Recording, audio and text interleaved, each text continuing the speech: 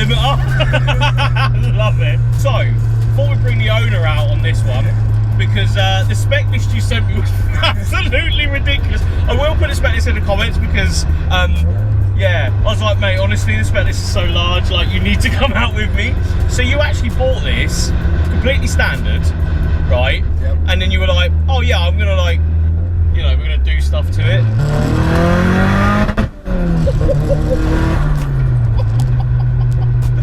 So just running shy of 400 horsepower from the original SR though.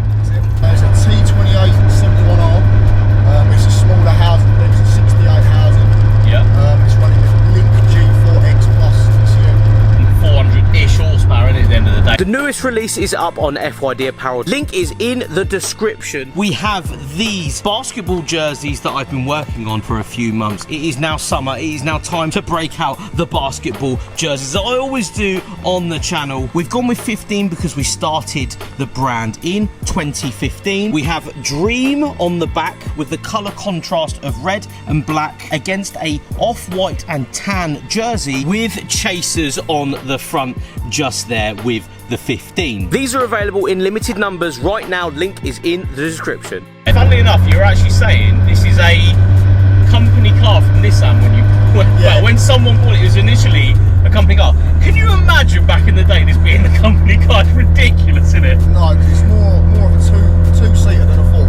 Yes. So if there was like an option sheet, someone come and said, yeah, I'll have the S14 of a company car. What a lad, that's so funny. We were saying this is like a low owner, like pretty unmolested version when you got it. It was literally completely standard apart from a set of wheels and a set of coilovers. Wow, so we were talking about how much work you've actually done on it. So it's changed colours multiple times. Yep. It's had 5 sets of wheels on it. Yep. We're currently on Cosmis S1. They stick really well out. In fact, we were talking, you had a special set basically for the rear end because of the ETs and stuff. So 10.5J? 10.5J, yeah. And you had, well, the rear's tubbed. Now, what you won't notice and what you had to like sort of say to me was, it's tubbed in, so the over fender isn't crazy far out with bolts and stuff on it like you would usually see on a 14. Yes. Which is like so much more work. It's like usually people just like cut the arch, put the bolt on, and that's it. No, Innit? it's all been cut and it's been seam welded. It's pinched together and seam welded, so no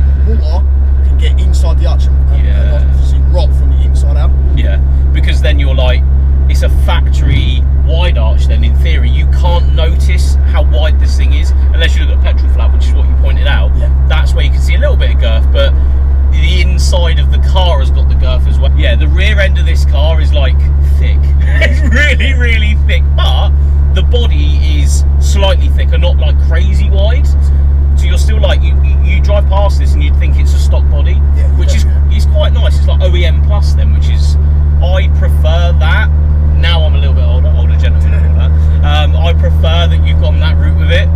It's obviously a lot more work though. Oh yeah, it was a lot of work. It did have a bare metal respray though. Yeah, bare metal. We went back to obviously straight metal. Then it had, I think it was a silver base, then a gold base. Then they went over with Ford Ruby red, and then over with candy apple red over top with red flakes. So that's how you've got this unreal colour, which is like in different lights it does look different reds, but it shimmers and the candy comes through so nicely.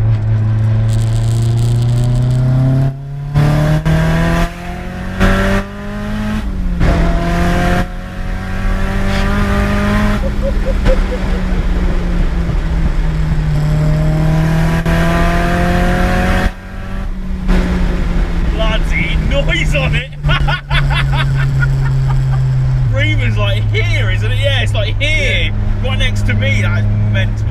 You were saying you actually bought this as a drift car, and then it's like evolved into a show car, basically. I mean, I'll overlay now. The boot build is insane. It's got the biggest speaker you can get in the boot. Like it's a 15-inch, I'm assuming, massive sound system. I'm from a sound system era, so I appreciate that. But also, you were saying like down for the takeover, you can't actually put any bags in the back, which is quite funny. I had to put it all in my mate's cars. Come up here. But that's like, people don't do big sound system builds in S bodies, so it's cool to see that. Like, it's something a little bit different in this chassis. Interior wise, though, you were saying it did have a cage in it, sort of last year. Yeah, last year it had a cage, Cobra bucket seats with 4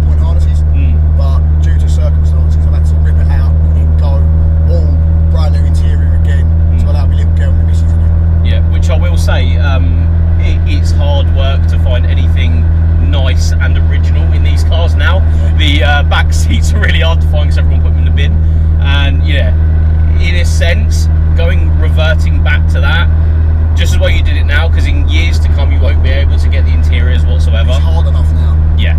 HSD coilovers, but every arm under the car is adjustable. Yeah. Fully polished. Yeah, nice. Because that's what I'm feeling now. Is like it's sitting so nice. Like it's riding really, really lovely. You haven't just slammed it on coilovers, which a lot of people do, don't they? They just slam them and off it goes, sort of thing. We were talking about speed bumps. So, is there any speed bumps around? Because I ain't going that way, and I can see why. The kit is quite aggressive. Yes. Although it's just a drift kit, like a sort of D-Max style. It's actually called a drift body kit. It's, from EP Racing. Yeah. Okay. And I must say the fitment of it is really good. Yeah, they've done well. Yeah, mine are cutting about. Which is nice. Like you don't really want to cut everything up, do you? Let's be honest. Also got like little splitter bits on the front. There's a diffuser on the back. Did that come with the bumper? No, that was actually custom. The splitter kit's actually from Graham Style. It weren't the easiest to fit. As you can believe, trying to get this up in the air to work on, I was gonna say, it's a bit hard. Fun jacking it up. Yeah, it's very hard.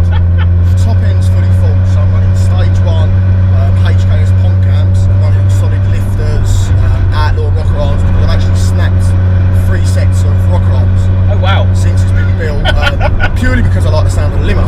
Yeah, I was gonna say she gets there and sits there lovely, doesn't she, on the limo? Yeah, I've just built it for a fun car. The plan is to fully forge it like the bottom end. Yeah. But at the minute, I'm just going to enjoy it for a little while.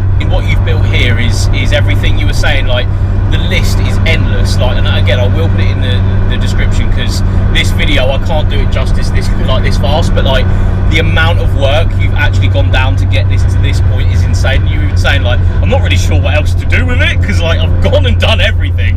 Yeah. Like you've done the underneath, you've done the kit, you've done the paint, interior.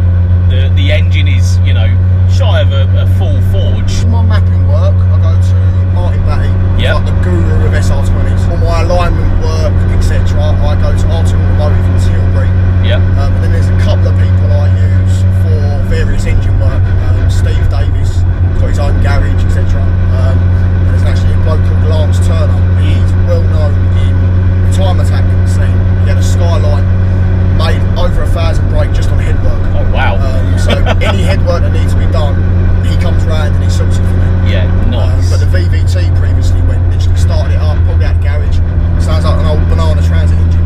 Yeah, it's like got a genuine VVT sprocket from Nissan, 400 quid later. It's not very cheap. Hell. And he came around and chucked it in for me. You can still get them though? Yeah, brand new, still get them. Wow, that's impressive. Yeah, Wayne Taylor. I went through him and he got it for me. All Extreme. Yeah, nice. He's very good. Shout him up for needing any parts because he's any time of the day, 1 o'clock in the morning, he'll get on the phone to you. He'll speak to you. It does take a small village to build a car like this though, to this level, in my opinion. So shout out to all of those people that have made this possible because yeah, you've done a bloody good job here.